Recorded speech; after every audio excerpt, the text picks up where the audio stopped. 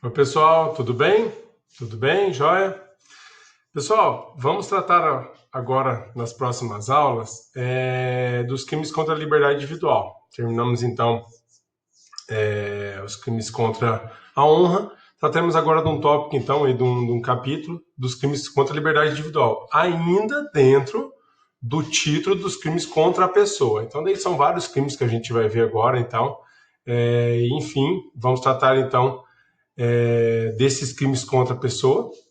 E nessa aula de hoje vou fazer a introdução a esse capítulo e também vamos tratar então dos crimes de constrangimento ilegal e ameaça, ok?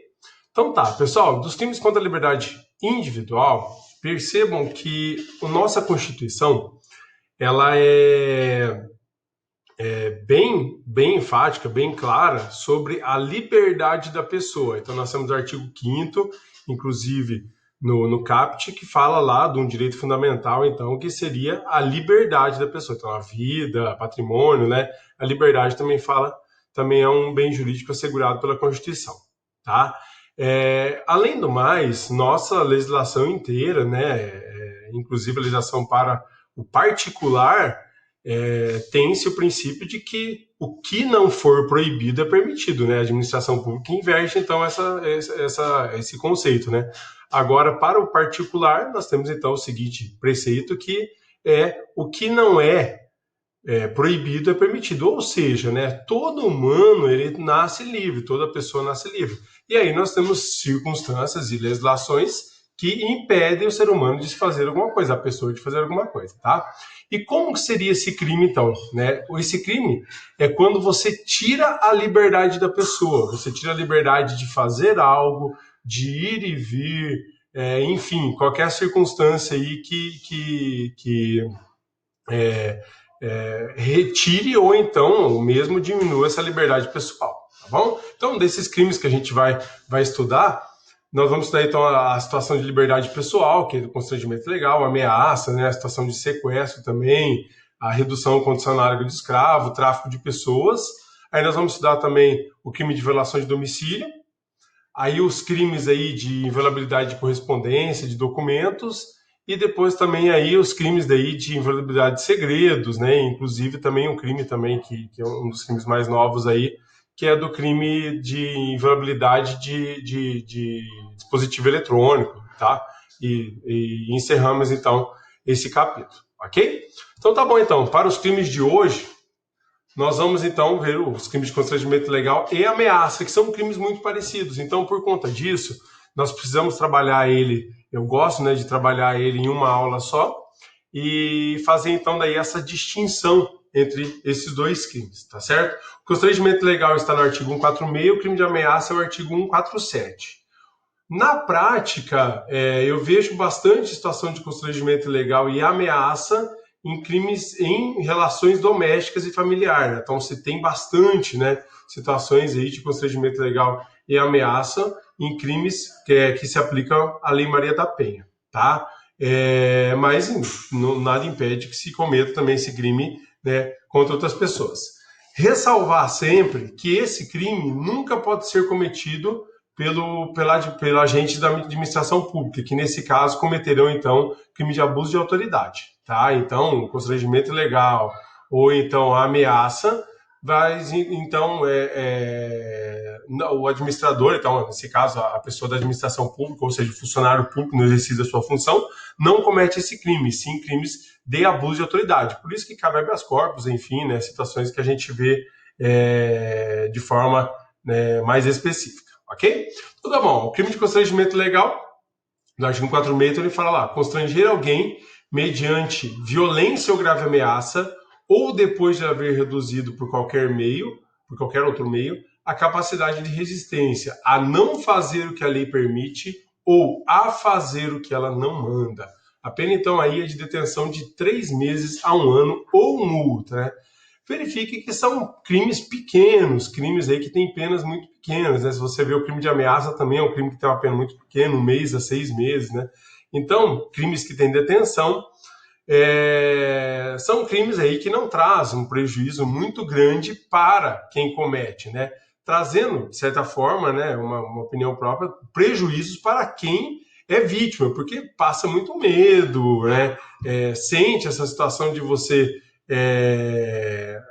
não ter essa liberdade de você poder fazer alguma coisa que você queira. Mas, enfim, essa é uma opinião própria, tá?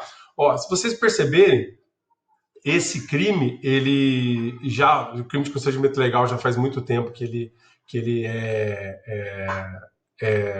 tipificado no nosso direito, e ele se trata de um crime extremamente subsidiário. O que significa isso? Significa que há vários outros crimes que o constrangimento legal ele é meio para se cometer, é um meio de execução para se cometer esses crimes maiores.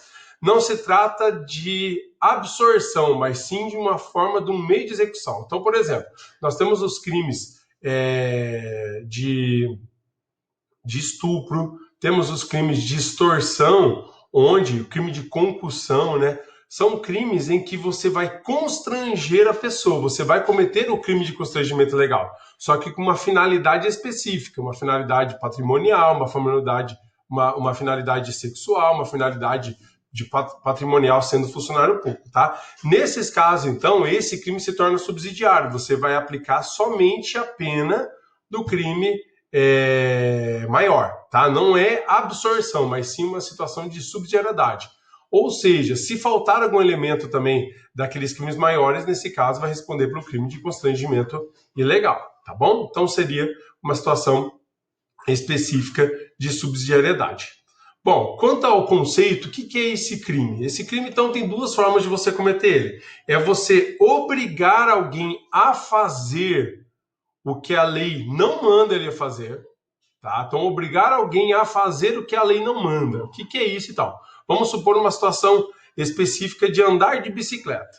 A lei manda alguém a andar de bicicleta? Tem alguma lei determinando que alguém ande de bicicleta?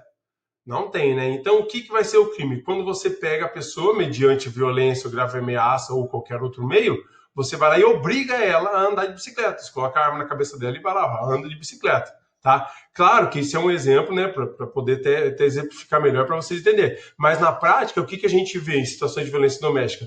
O homem vai lá, obriga a mulher a fazer a comida, a limpar a casa, a fazer massagem nele, né? Enfim, não pode ser situação sexual, porque daí nesse caso vai ser estupro.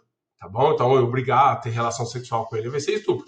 Aqui tem que ser situações específicas fora sexual e fora patrimonial, porque senão vai ser o crime principal, né, dessas situações, o crime maior, tá? Então aqui é obrigar a comer, a fazer comida, obrigar a lavar a roupa, ou seja, situações em que a lei não manda. Ou invertendo, que é a outra parte também, porque tem duas formas de cometer o crime: obrigar, então, a pessoa a fazer algo, ou então obrigar a pessoa, a vítima, a não fazer algo, né? A não fazer o que a lei permite ela fazer.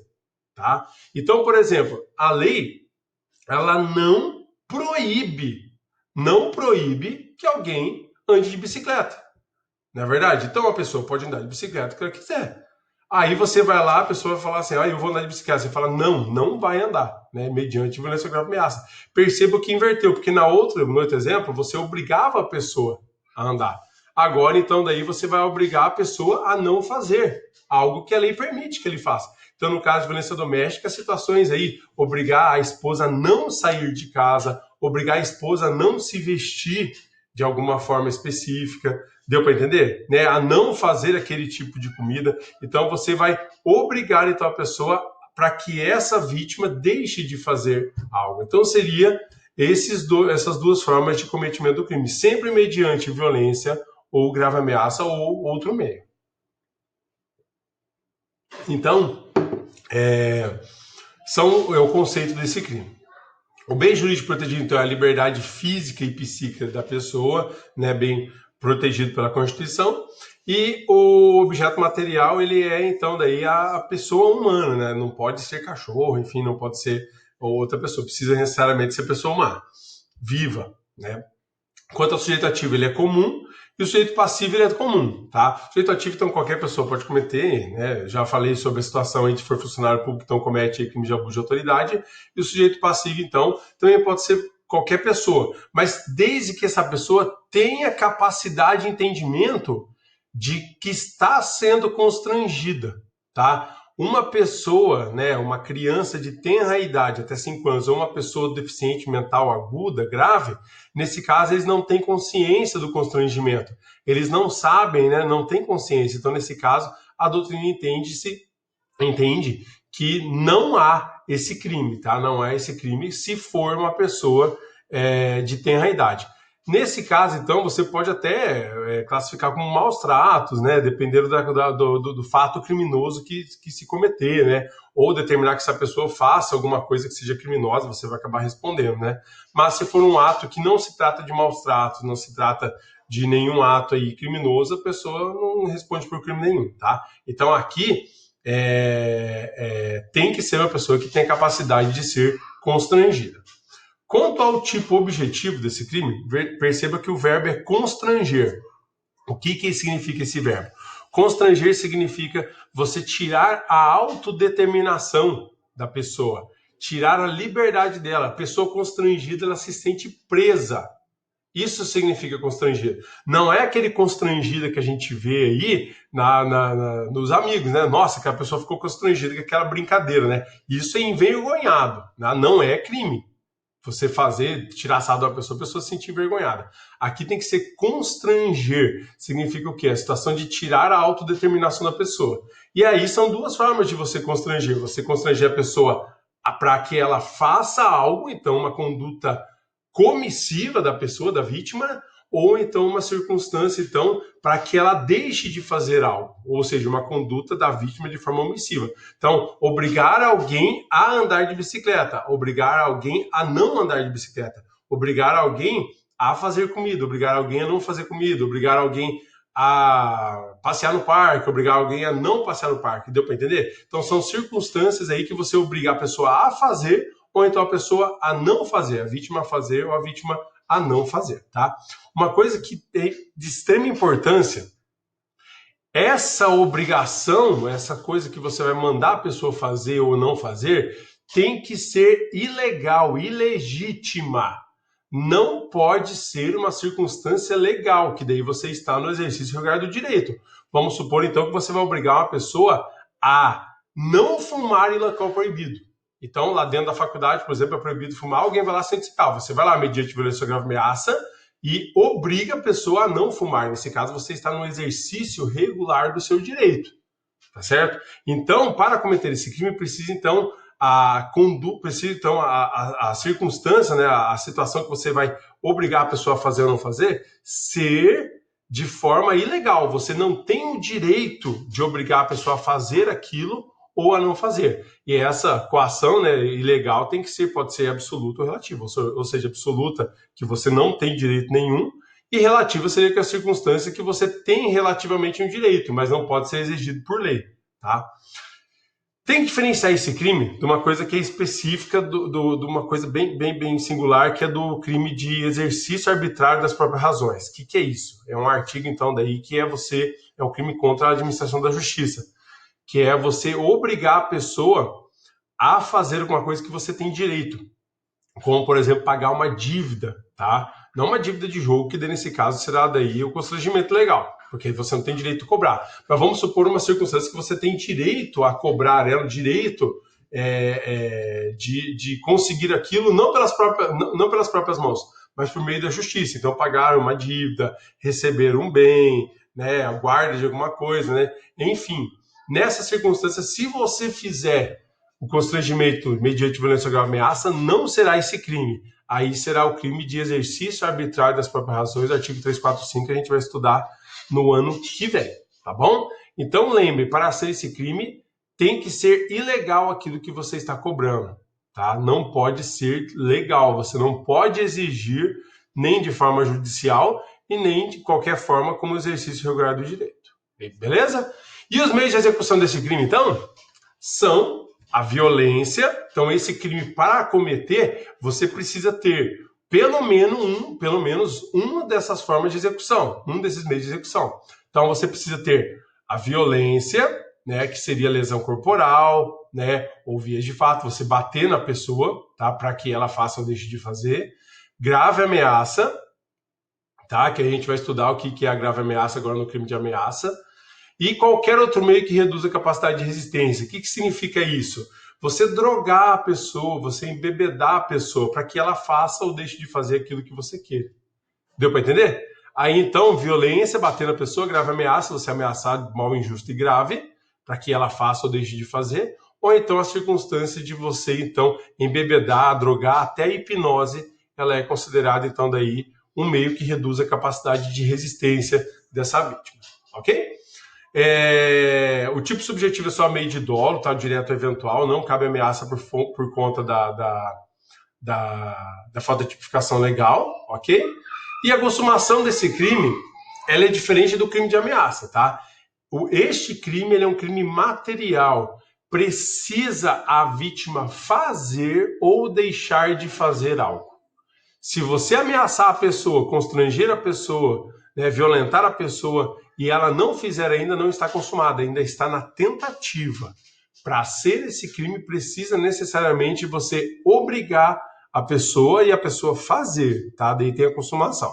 Se ela não fizer ainda, está na tentativa. Então, com certeza, admite-se a tentativa, ok? Aí nós temos as circunstâncias, né, dos parágrafos desse crime. Então, uma causa de aumento de pena no parágrafo 1º, que ele fala assim, então, ó, a pena aplica-se cumulativamente e em dobro, ou seja, cumulativamente significa isso aqui, ó, porque o crime ele traz detenção de 3 meses a 1 ano ou multa. Então, vai ser então cumulado, ou seja, vai ser, nesse caso, a detenção com a multa, nessa circunstância de aumento de pena, então, cumulativamente, em dobro. Então, daí a pena vai ser o quê? Né? Vai ser 6 meses a 2 anos e multa. Tá? Essa vai ser a pena do parágrafo 1º. 6 meses a 2 anos é muito, porque é cumulativamente as duas penas e você dobra, então, elas. Né? Nesse caso, 6 meses a 2 anos e multa. Em qual circunstância? Qual a circunstância e tal? Para a execução do crime, você utiliza, né, reunião de mais de 3 pessoas, ou seja, 4 pessoas, né? Então, mais de 3 pessoas, então precisa ter no mínimo 4 pessoas, ou se é emprego de armas. Aqui, então, pessoal, pode ser qualquer tipo de arma, arma própria ou arma imprópria. Arma própria é aquela arma que ela foi criada para matar ou lesionar. Então, por exemplo, um revólver, uma arma de fogo, ela foi feita para matar, né? Uma faca como um punhal, uma espada, um tchaco, um soco inglês, ou seja, tudo isso é arma própria, tá? Um objeto que foi feito para lesionar ou matar o ser humano. A arma imprópria é todo objeto que pode lesionar ou matar, tá? Lesionar gravemente, tá? Ou matar. Então, nesse caso, uma arma, só que não foi criada para isso. Então, uma faca de cozinha, né? Um pedaço de pau, uma barra de ferro, um taco de beisebol, são o quê? Armas impróprias. Então, se utilizar arma própria, arma imprópria para ameaçar, bater na pessoa, violentar a pessoa, nesse caso, então, tem essa pena e esse aumento de pena, então, e essa acumulação, tá? Lembrando que nós temos a circunstância, se for porte de arma de uso restrito ou permitido, enfim, se for porte legal de arma de fogo, há entendimentos que você soma as duas penas, você pega a pena do porte de arma junto com a pena do constrangimento legal. Não há absorção por conta que a pena do crime de porte de arma de fogo é maior do que essa pena aqui, então não poderia a absorção. Então entende-se que nesse caso aplicaria-se então daí os dois crimes. Agora, se for uma arma de uso permitido, tá, e a pessoa está, né, na posse ou tem um porte de arma, ele não comete então outro crime, somente esse crime aqui, tá? Quanto ao parágrafo 2º, nós temos uma circunstância de concurso obrigatório, significa o quê? Que as penas desse artigo combinadas aplicam-se além das penas combinadas nesse artigo, né, aplica-se a correspondência à violência. É uma circunstância de concurso obrigatório, ou seja, para os crimes, então, que se utiliza violência, né, a circunstância desse crime que se utiliza violência, ou seja, lesão corporal, então, nesse caso, você vai aplicar junto. Então, nesse caso, você aplica, então, a pena deste crime com a pena de lesão corporal junto em concurso material ou formal impróprio, tá? Tem o que? Uma circunstância de soma de penas, ok? Não se aplica nesse caso a circunstância de via de fato, que ela será absorvida por esse crime aqui, tá? Só a circunstância mesmo de lesão corporal. E por fim aí, nas circunstâncias, nós temos então daí o parágrafo 3º, que ele fala o quê? A circunstância do parágrafo 3º é uma causa de exclusão do crime, é uma excludente de ilicitude. O que ele fala então nessa circunstância aqui de exclusão, de excludente de ilicitude? Ele fala assim, não se compreende na disposição desse artigo, ou seja, não comete este crime de constrangimento ilegal. Duas circunstâncias. A intervenção médico ou cirúrgica sem o consentimento do paciente ou de seu representante legal, se justificada por iminente perigo de vida. É uma circunstância de ponderação de princípios. A vida ela é maior do que a liberdade. Temos os dois bens jurídicos protegidos e se entende, então, daí que a vida ela é maior que a liberdade. Então, nesse caso, inclusive liberdade religiosa, tá? Então, e tem se entendido e julgado, né, que nesse caso, por exemplo, de doação de sangue, né, enfim, né, circunstâncias de testemunho de Jeová, tem que e é obrigado o médico, então, nesse caso, a fazer intervenção médico-cirúrgica sem o consentimento do paciente e seu representante legal. Tá? Então, e não comete nenhum crime médico. Na verdade, ele cometeria o crime por omissão se ele não fizesse nada. Então, ele é obrigado a fazer isso e não comete o crime de constrangimento legal por conta desse dispositivo. E o segundo, então, daí, que a gente já até estudou no artigo 122, falando sobre a indisponibilidade do bem jurídico vida, né? Que fala assim, ó, não constitui também esse crime a coação exercida para impedir o suicídio. Então, se você constranger alguém, ameaçar, violentar ou qualquer outro meio para que ela não se suicida, você também não responde por esse crime, tá? Não responde porque é uma excludente de licitude específica desse crime, ok? Por fim, então, deste crime, a ação penal dele é pública e incondicionada, por conta que não está escrito nada sobre a ação penal nesse artigo, e o procedimento ele é do Juizado Especial Criminal, ou seja, sumaríssimo, tanto na sua forma do caput, porque não passa de 2 anos, como também na sua forma de causa de aumento de pena, que também não passa de 2 anos, ele vai ser cumulativo em dobro, será de 6 meses a 2 anos, se não passa de 2 anos ainda é o sumaríssimo. O que pode modificar a pena aqui se aplicar então daí correspondente à violência e se passar as duas penas, então nesse caso aí do sumário de 2 anos, então daí será o sumário ou ordinário, tá? Mas não será procedimento especial de qualquer forma, beleza? Esse é o crime de constrangimento ilegal, então. Aí nós temos agora, então, o crime de ameaça, que ele é muito parecido com o crime de constrangimento. Então, olha só o que fala o artigo 147. Ameaçar alguém por palavra, escrito ou gesto, ou qualquer outro meio simbólico de causar-lhe mal injusto e grave. Detenção de 1 a 6 meses ou multa. Aí tem um parágrafo único que fala sobre a representação, que já vamos falar sobre isso. Então, o que é esse crime aqui? Aqui é o crime de você só amedrontar a pessoa. Você não vai exigir nada dele, porque se você exigir algo, nesse caso, então, daí será o crime de constrangimento ilegal. Então, professor, qual que é a diferença do constrangimento ilegal e de ameaça? O constrangimento legal, você ameaça para que a vítima faça ou deixe de fazer algo. Então, se eu falar assim, ó, se você não me der o carro, eu vou te matar. Se você não fizer tal coisa, eu vou te bater. Se você não fizer tal, eu vou te mandar para o inferno. Enfim, qualquer circunstância que seja uma situação de ameaça para que a vítima faça ou deixe de fazer. Então, se você pedir uma contraprestação, ou seja, alguma atitude da vítima dela fazer ou não fazer, é crime de constrangimento legal. Agora, se você simplesmente só falar, eu vou te matar, eu vou te estuprar, eu vou te bater, eu vou te mandar para o inferno, né? Nesse caso, então, daí, será somente o crime de ameaça, se você não exigir nada da pessoa. Deu para entender a diferença? Então, a ameaça é um crime menor. Tanto é que a ameaça, eu falo que ela é um crime subsidiário, porque ela é subsidiária do constrangimento legal, né? Que é subsidiário de outros crimes, né? Então, vamos supor que você constrange alguém mediante ameaça a ter conjunção carnal. Você comete o crime de ameaça, constrangimento legal e estupro. Só que o ameaça e constrangimento legal são, nesse caso, então, daí subsidiários. não serão aplicados se tiver os elementos do crime mais grave, do crime aí, então, principal. Tá bem? Então, perceba que a ameaça ele é um crime subsidiário até do crime de constrangimento legal. Então, não confundir. Veja o caso concreto. Como que foi aquela situação? A vítima foi obrigada a fazer alguma coisa, né? Ela teve a situação de obrigação, aí nesse caso é o crime de constrangimento.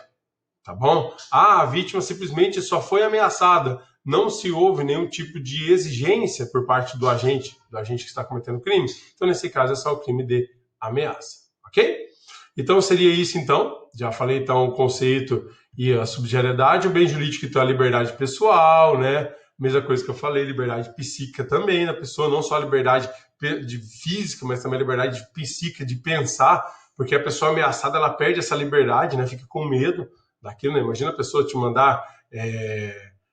um caso que eu tive um colega meu que recebeu uma bala dentro do envelope, né? Bala não bala de doce, bala de revólver, né? Bala de pistola. Então, daí, com certeza, são circunstâncias que tiram a sua liberdade e você acaba ficando, né? Sem a sua quietude, né? Tranquilo. Objeto material também, só a pessoa ameaçar cachorro, ameaçar não é crime, né? O crime é maus tratos a cachorro, então se você bater, enfim, né? Daí sim, ameaçar não é crime, tá?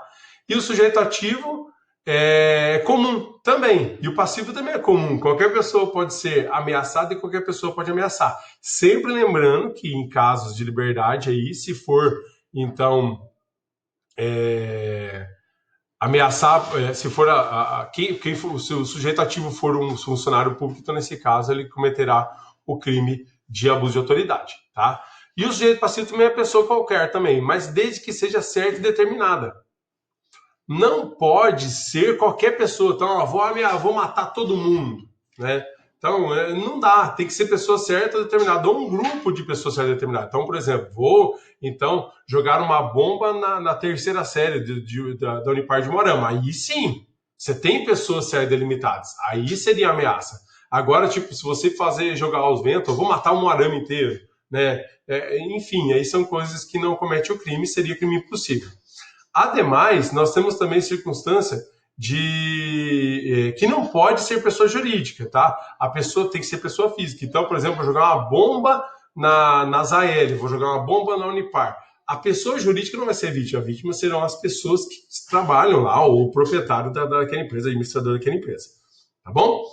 E se for também pessoa incapaz, vamos supor uma pessoa de tenra idade, uma criança de tenra idade, igual na circunstância lá do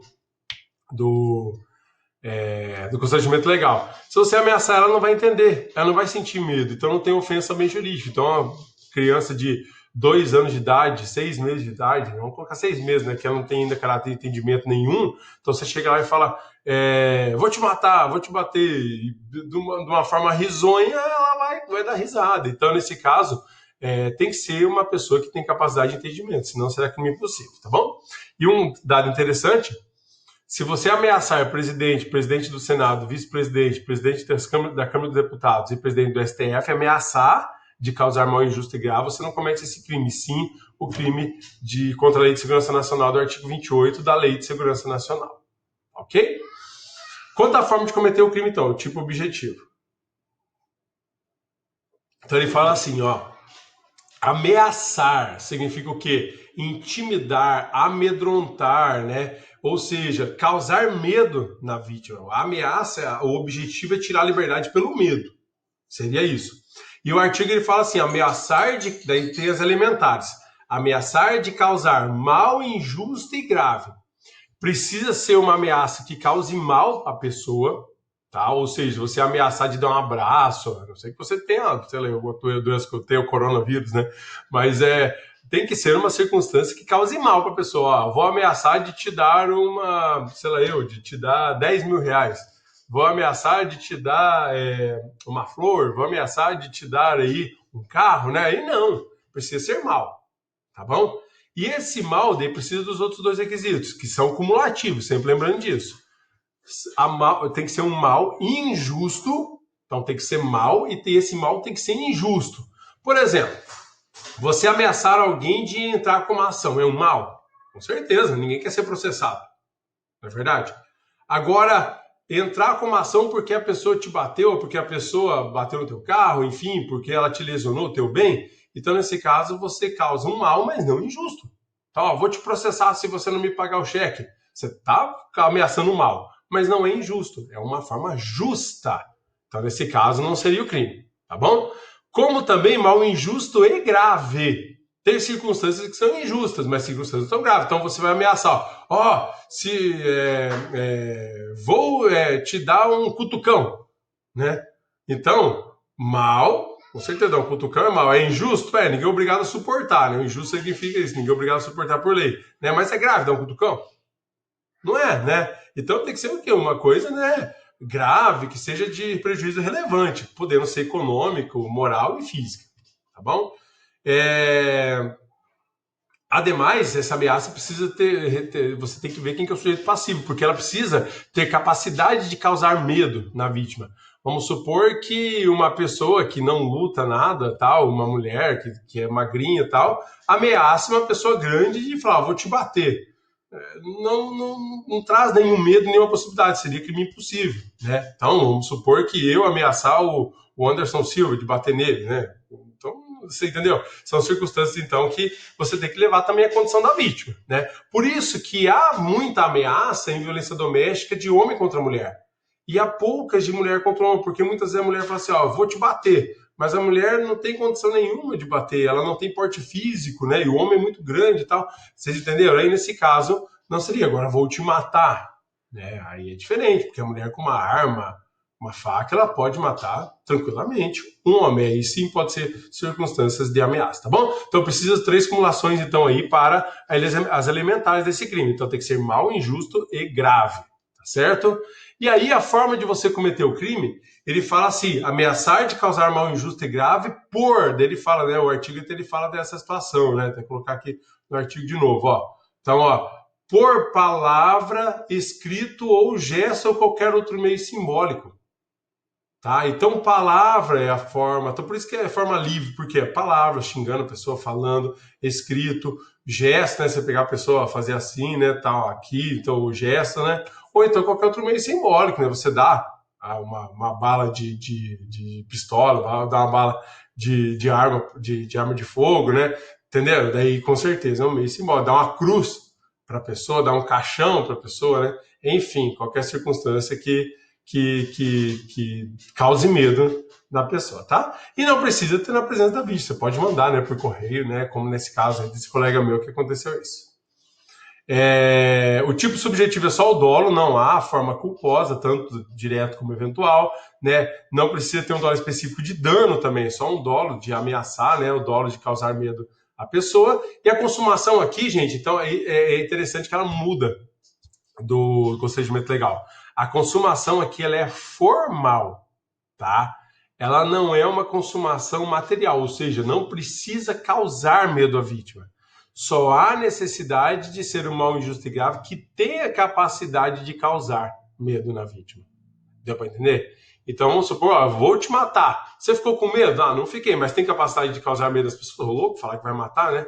Então, com certeza. Beleza? Então, é formal. Só a conduta de ameaçar de mal injusto e grave por qualquer daqueles meios ali já consuma o crime. Não há necessidade da vítima necessariamente sentir medo ou então acreditar que aquilo possa ocorrer, tá bom? A tentativa é escrita, né? Se não for da forma oral, se não for daquela forma unissubsistente, ela pode ocorrer, sim, nesse caso, com uma circunstância de tentativa escrita, né? E não chega até a pessoa, ok? Por fim, então, a ação penal, ela é pública condicionada à representação. Olha o que fala lá o artigo, ó. Parágrafo único. Somente se procede mediante representação. Significa o quê? Que a ação penal é pública condicionada à representação, inclusive em violência doméstica, tá, gente? Não é porque tem-se aplicação da Lei Maria da Penha que tira essa representação, tá? Não tem nada a ver com lesão corporal, tá certo? Aqui é mediante representação em qualquer forma, certo? Qualquer forma é mediante representação a ação penal. Então, é o promotor que vai tocar a ação, mas precisa necessariamente ser mediante representação. E o procedimento aqui do Juizado Especial Criminal, por quê, né? Se não for violência doméstica, daí na vara de violência doméstica ou varas comuns, né, que são aí delegadas, mas de regra, então, daí, se não for violência doméstica, será no Juizado Especial Criminal, procedimento de sumarismo. Beleza, pessoal? Então, tranquilo, então. Obrigado, então, aí. Qualquer dúvida, estou à disposição. Um abraço.